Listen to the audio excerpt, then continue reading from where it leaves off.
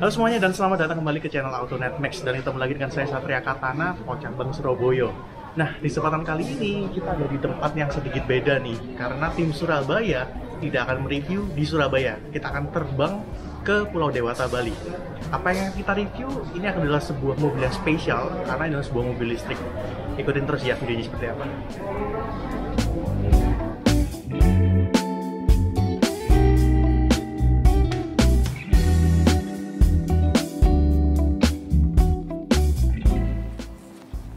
Oke, jadi akhirnya kita sudah sampai di Pulau Dewata, Bali. Setelah kemarin terbang dari Surabaya, kita sampai di Bali. Dan ini kita ada di ITDC Nusa Dua atau Indonesia Tourism Development Corporation, daerah Nusa Dua ya. Dan di sebelah saya sudah ada Toyota Comms EV. Ini adalah salah satu mobil yang dibawa oleh Toyota ke Indonesia untuk proyek EV Mobility Tourism-nya mereka ya. Jadi Toyota itu mau membantu tourism di Indonesia, dan salah satu yang membuat daya tarik untuk orang datang ke Nusa Dua di Bali ini adalah ya ini. Ini adalah Toyota Comms EV yang bisa kalian sewa. Jadi mobil ini tuh bisa kalian sewa khusus di daerah Nusa Dua. Kenapa kok khusus di daerah Nusa Dua? Karena mobil ini jarak tempuhnya masih belum sampai ratusan kilometer gitu ya. Ya, jadi cuma di daerah Nusa Dua aja bisa kalian menikmati mobil ini. Tapi at least kalian keluar uang sekitar 55 ribuan per jamnya, kalian bisa pakai mobil ini keliling Nusa Dua, bisa puas nyobain EV ya. Kalau kalian mau beli EV yang langsung kan harganya lumayan mahal tuh.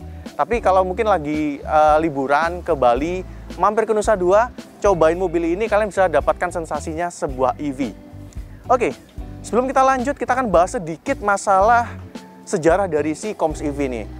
Kita akan bahas mulai dari arti namanya.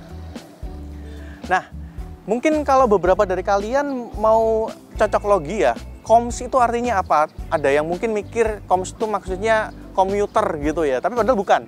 Comms itu adalah sebuah akronim, COMS, yang artinya adalah Choto Odekage Machimade Sui Sui, yang kalau kita terjemahkan bahasa Inggris adalah A Smooth Little Escape to the City. Yes, jadi ini adalah sebuah urban car.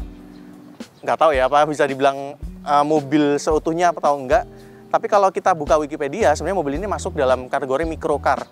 Mobil yang sangat kecil ya, karena emang dimensinya kecil banget, cuma muat satu orang. Nah, dia BEV, jadi Battery Electric Vehicle. Jadi dia pakai baterai dengan motor listrik. Nah, kalau kita lihat speknya, baterai ini punya 12 volt dan juga 52 ampere hour. Secara umum, dia bisa menggerakkan mobil ini sejauh sekitar 60-an kilometer. Dan untuk motor listriknya, dia ada di belakang ya, jadi ini RWD dengan tenaga 6,8 PS dan torsinya 40 Nm. Ya, tenaganya so-so aja ya, cenderung kecil malahan, tapi torsinya itu setara dengan motor 400-an cc.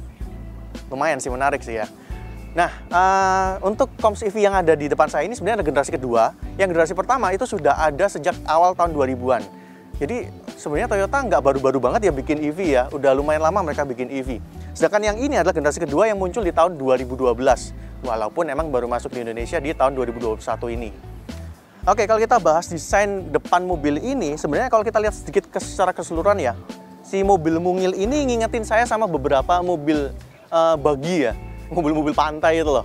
Kenapa? Karena bagian depannya ini bannya itu ke-expose, nggak ketutupan. Kalau mobil biasa, ban depannya itu kalau dari depan ketutupan sama panel bumper gitu, body ya. Ini nggak, dibiarin kebuka gitu aja. Dan emang kalau dilihat di kolong bawah ini komponennya kelihatan semua sih. Secara mukanya ini sedikit gabungan antara desain-desain modern, tarikan-tarikan yang dinamis, tapi dia pakai lampu bulat. Auranya tuh jadul atau retro gitu ya. Nah, kita bahas sedikit lampunya ya. Dia pakai lampu halogen, model bulat, ada panel body warna silver gitu ya. Jadi kelihatan mencolok. Sedangkan dia pakai lampu sengnya ada di bawah, model bulat juga dengan mika warna orange. Yang di bagian bawah, awalnya saya kira itu adalah fog lamp. Tapi ternyata bukan, itu cuma reflektor biasa. Dan mobil ini tuh dual tone ya. Bagian bawah itu silver, bagian atasnya yang ini warna bodinya itu warna semacam Tosca lah ini. Dan juga ada warna hitam di sini. Di bagian depan ini bukan kap mesin ya. Ini semacam akses buat ke si washernya, buat wipernya. Dia ada wiper juga, cuma satu karena emang kacanya cuma segini doang. Dan ini posisinya kayak bis-bis Pantura itu ya. Nah, bisa ditutup kayak gitu. Oke, nah di bagian depan ini juga kita lihat ada plat nomor. Dan untuk mobil yang kecil kayak gini, plat nomor ini gede banget loh. Tapi ini nggak ada biru-birunya ya. Harusnya ada biru-birunya sih. Kalau kita lihat dari sisi samping ini, ubahan yang paling masif antara Toyota Comps EV versi Jepang sana dan juga versi Indonesia itu ada di pintu samping. Jadi kalau yang versi Jepang itu nggak punya pintu ya. By the way, mobil ini tuh CBU dari Jepang langsung. Tapi sampai di Indonesia, Toyota Astra Motor menambahkan pintu. Nah, pintu ini tapi bisa dikunci juga loh. Jadi kalau kalian simpan barang di dalam tuh aman. Ini kuncinya seperti ini ya. Sebenarnya anak kuncinya ini nggak ada tombol-tombolnya. Di sini juga ada kunci kayak kunci kosan gitu ya. Ini kunci cadangan sih kayaknya. Sedangkan alarmnya ada si tombolnya sendiri nih. Dan kalau kita buka, nah suaranya familiar banget kan? Kayak suara alarmnya Toyota pada umumnya. Pintunya kalau dibuka tuh agak sedikit kurang well built gitu ya. Tapi wajar aja karena emang mobil ini tuh pada dasarnya nggak punya pintu. Dan gimana pun ini bukan mobil yang harganya sampai mahal banget ya. Apalagi cuma nambah pintu. Ya kita harus mensyukuri lah paling nggak ada pintu. Jadi kalau kita punya barang di dalam bisa dikunci aman gitu ya. Dan ini handle pintunya familiar banget ya. LCGC. Oke, bagian lain yang di bagian samping yang menarik adalah spionnya. Ini spionnya bisa ditekuk nih, walaupun ya nggak terlalu ngefek banget ditekuk ya. Dan dia spionnya pasti masih manual, touchscreen lah bahasanya anak-anak biasanya ya. Tapi at least ini bisa membantu kita lihat ke belakang lah. Karena di bagian tengah itu nggak ada spion tengah ya. Karena kalau ada spion tengah juga pasti ketutupan kepalanya kita sendiri. Dan di depan nih fendernya kelihatan gede ya. Untuk mobil yang lebarnya nggak terlalu lebar, ini fendernya tuh hampir sekitar 20 sentian tuh. Jadi kalau dari samping, fender ini ngebantu banget buat mobil ini nggak kelihatan cungkring banget lah. Di bagian belakang juga lumayan nih. Dan yang menarik, di bagian sebelah kanan, fendernya yang belakang, itu ada lubangnya. Ada lubang udaranya. Tujuannya buat apa? Buat masuk udara, buat ngedinginin si motor yang ada di sisi belakang. Tapi ada di sebelah kanan doang ya, sebelah kirinya ini nggak ada. Nah, kita bahas si kaki-kakinya ya. Dia pakai ban ini yang ternyata mungil juga sama seperti mobilnya. Dia pakai 12 inci ya. Dan yang menarik adalah kalau ada mobil-mobil yang ukuran jauh lebih gede, katakanlah City Car dan kawan-kawannya, masih pakai baut 3, mobil ini sudah pakai baut 4. Ya, yang pakai baut 3 kudunya malu ya. Dan dia pakai velg, ini bukan velg ini ya, bukan velg kaleng ya. Dia pakai velg udah alloy loh. Bannya yang menarik, dia pakai ban yang lumayan kecil. Profilnya 145/70 R12. Dan dia pakai mereknya Yokohama ya. Lumayan loh. Dan di sisi samping ini, salah satu detail yang juga menarik adalah di sisi belakang. Jadi sisi belakang dari mobil ini tuh kayak diputus gitu ya, belakangnya terus kayak sebenarnya ada baknya gitu. Jadi kita kayak lihat sebuah mobil pickup tapi mikro. Dan pada dasarnya emang di Jepang sana, si Comps EV ini punya dua varian. Varian pertama adalah P-Com yang emang buat personal use. Yang varian kedua adalah B-Com yang digunakan untuk bisnis. Jadi menarik ya, mobil yang kecil ini bisa dipakai buat aktivitas bisnis. Apalagi buat bisnis-bisnis yang skalanya itu mungkin mikro gitu ya, kayak laundry dan kawan-kawannya. Nah, mobil ini juga nggak kalah menarik ya. Seperti yang saya bilang tadi, dari belakang tuh kayak ini tuh sebenarnya ada bak gitu yang ditutupin gitu ya. Jadi sebenarnya kayak bener-bener pickup mini gitu ya. Dan ada bagian belakang ini ada bagasinya, walaupun sebenarnya ya kualitas bagasinya gitu ya. Tapi at least bagasi ini tuh bisa dikunci. Jadi kita bisa buka kuncinya pakai kunci ini.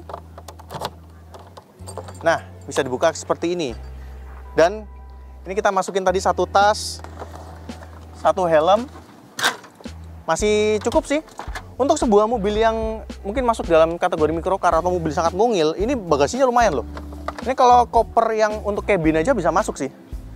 Dan di dalam sini ada untuk chargernya ya. Dikasih kit untuk chargernya. Jadi kalau mungkin kalian lagi bawa ke Nusa Dua, lagi muter-muter, tiba-tiba baterainya udah berkurang, tapi kalian waktu sewanya masih panjang, kalian bisa charge. Dan di sini juga ada emergency kit. Jadi oke lah. Bagus juga. Tapi emang salah satu detail yang agak sedikit kurang ya. Tapi ya kita nggak bisa terlalu komentar gimana banget karena ini emang mobil murah. Di sini tuh kunciannya kayak kuncian lemari. Loh, cuma gini doang. Ini cuma dia ditahan doang ya. Besi sama besi gitu doang. Dan di sini yang menarik ada velcro. Nah, dia ada velcro. Di sini kita bisa ngakalin dengan cara ini ada velcro juga di sini buat ditahan gini. Tidak kuat dong. Oke, bisa. Jadi dia akan ditahan velcro seperti ini. Ya, ini sedikit ngakalin ya. Kenapa nggak dikasih stopper kayak motor-motor Matic Maxi gitu ya? Kasih stopper dikit. Ya, paling nggak ada lah ya, daripada nggak ada gitu.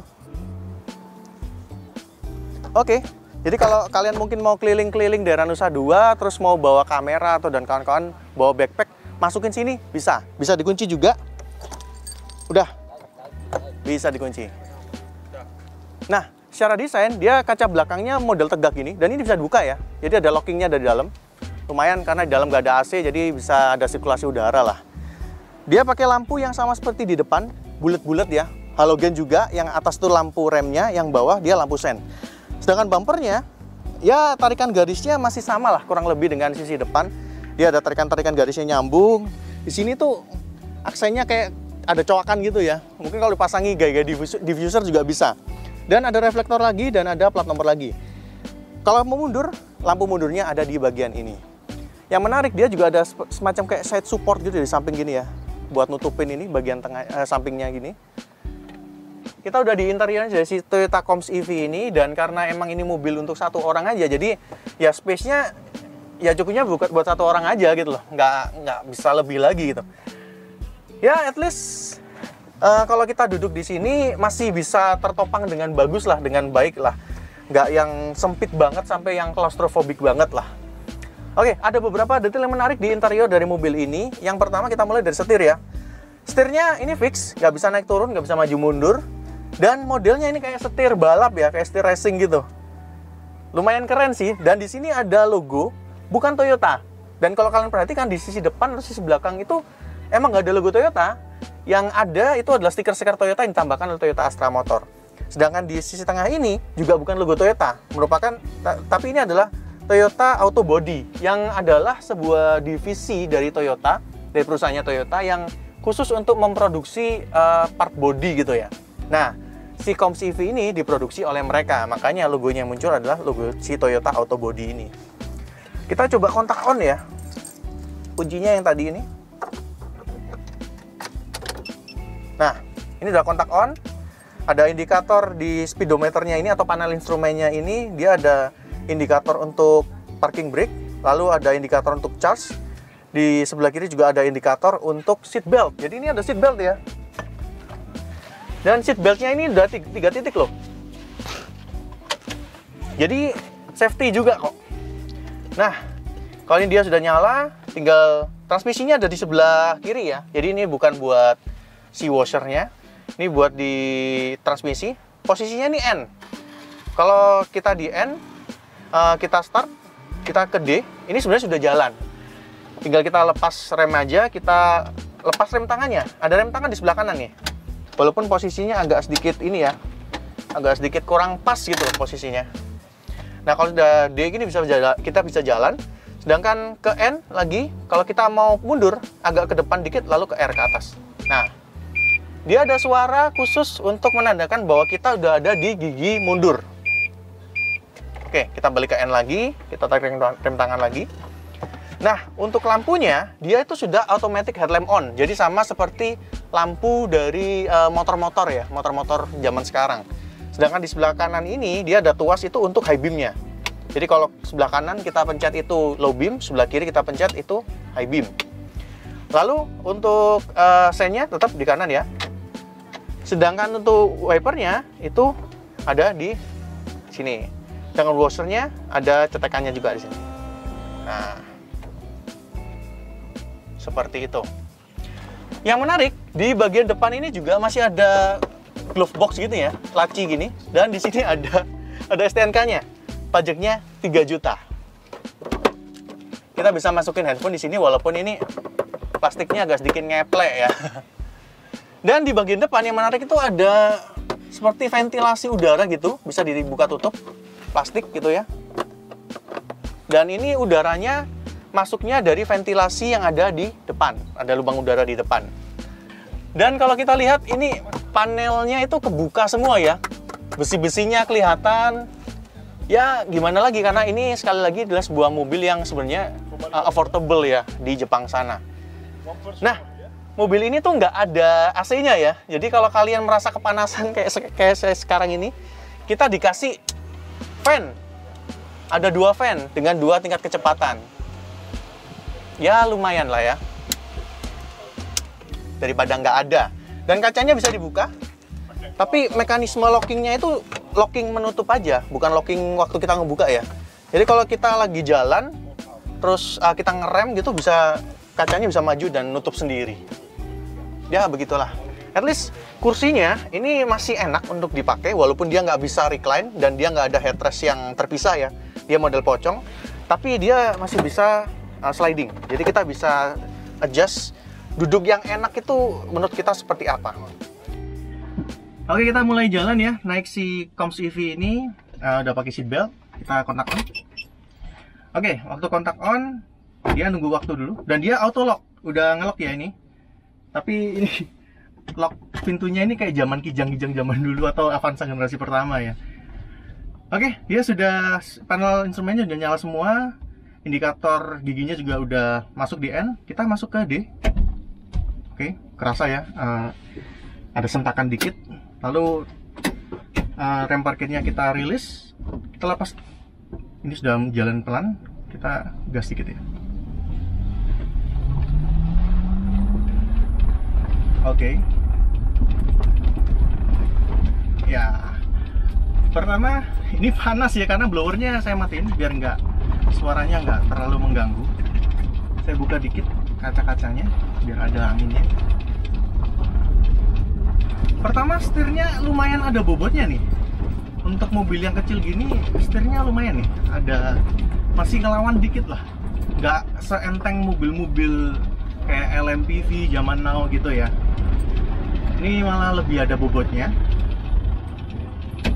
Kita coba ke jalan lebih besar. Kita kick down ya. Kalian bisa dengar suara itu nggak? Suara motor listriknya tuh. Dan ini suaranya kenceng banget ya kalau dari dalam ya. Dan kita coba bel. Belnya itu kayak di dalam gitu ya. Dan keras banget belnya. Oke, pertama saya mau komentarin si bantingannya dulu ya.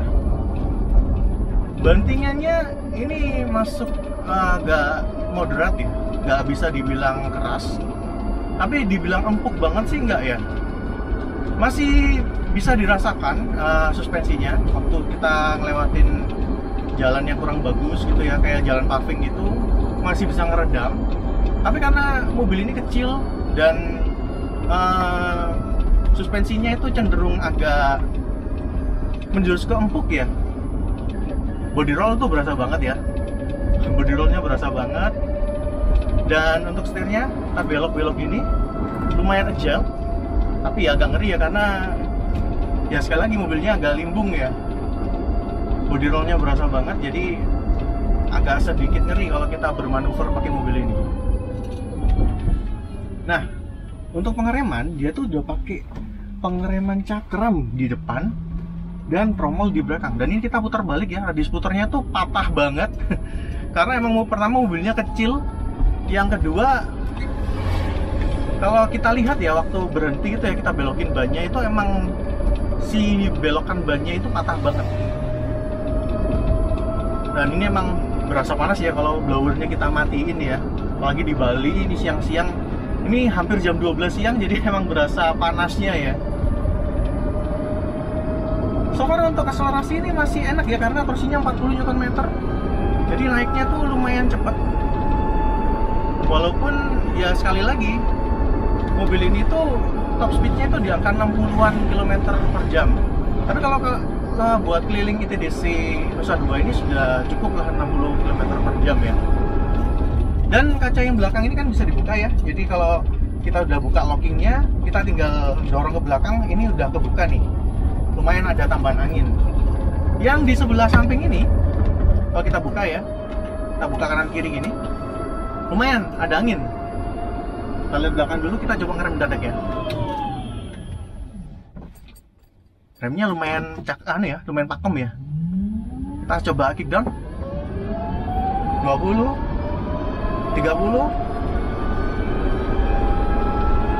40, naik ke 50 nya agak pelan ya. Oke, seperti itu. Dan kita coba rem, dia langsung nutup. Yang sebelah kiri enggak ya?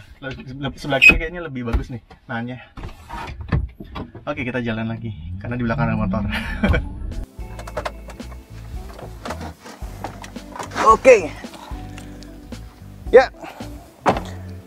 Jadi setelah nyobain si Toyota Coms EV ini muter-muter daerah ITDC Nusa Dua ini, kesimpulannya adalah Toyota Coms EV adalah sebuah microcar, mobil yang sangat mungil, yang emang didesain secara khusus untuk dipakai penggunaan urban aja ya, dalam kota aja, atau mungkin dalam satu kawasan tertentu aja lah, seperti di ITDC Nusa Dua ini. Secara umum, mobil ini memang secara power nggak terlalu gede, tapi torsinya lumayan. Jadi kalau kalian mau pakai buat keliling-keliling, mobil ini sih masih terbilang bisa diandalkan lah. At least punya pintu, jadi kalau punya barang aman. Bagasinya belakang juga ada kuncinya. Jadi kalau kalian mau keliling-keliling Nusa Dua ini, kalian nggak usah takut kalau bawa barang gitu, takut barangnya hilang. Dan juga tentunya ada atap ya, karena gimana pun ini microcar, jadi kalian nggak usah kepanasan. Walaupun di dalamnya nggak ada AC ya, adanya fan. Ya sebenarnya at least kebutuhan dasar untuk sebuah mobilitas sudah disediakan sangat baik oleh si Toyota Coms EV ini. Lantas apa yang menarik dari si Toyota Coms EV ini? Yang pertama dan paling utama adalah mobil ini bisa kalian coba, bisa kalian sewa tanpa kalian harus keluar uangnya banyak buat beli mobil ini. Sekalian kalian wisata, kalian mampir ke ITDC Nusa Dua ini kan bisa nyobain mobil ini dan kalian dapatkan sensasi sebuah EV. Walaupun memang ada beberapa catatan dari mobil ini, ada yang kurang ini di bagian ini dan bagian itu sudah saya jelaskan sebelumnya. Tapi bagaimanapun ya, mobil ini memang nggak dijual juga sih, jadi kita nggak bisa komentar terlalu gimana-gimana banget, karena ini memang bukan mobil yang untuk komersial. Ini mobil yang digunakan untuk sewaan dan khusus di daerah Nusa Dua ini. Jadi buat kalian yang tertarik gimana rasanya nyobain sebuah mobil listrik BEV ya, yang bener-bener BEV, bukan hybrid, bukan PHEV, dan kalian mungkin masih pikir-pikir mau beli tapi pengen ngerasain aja, pergilah ke Nusa Dua, cobalah mobil ini. Dan kita juga akan segera mencoba Toyota C+ Sport EV di video selanjutnya. Oke, kayaknya itu aja dari Autonet Max kali ini. Thank you so much buat kalian semua yang udah nonton videonya sampai akhir. Jangan lupa like dan juga subscribe buat kalian yang belum subscribe, dan juga nyalakan lonceng notifikasinya. Yang mau diskusi tentang mobil ini, boleh komentar di kolom komentar di bawah. Dan juga buat kalian yang suka otomotif, kalian boleh mampir di website kami di www.autonetmax.com dan juga di Instagram kita di @autonetmax. Dan thank you so much buat Toyota Astra Motor yang udah kasih kita kesempatan buat bisa nyobain mobil ini di Bali. Jadi kita bisa ngerasain gimana rasanya si EV mungil ini. Oke, itu aja dari saya. Saya Satria Katana, undur diri. Bye. Masuk dong. Oke.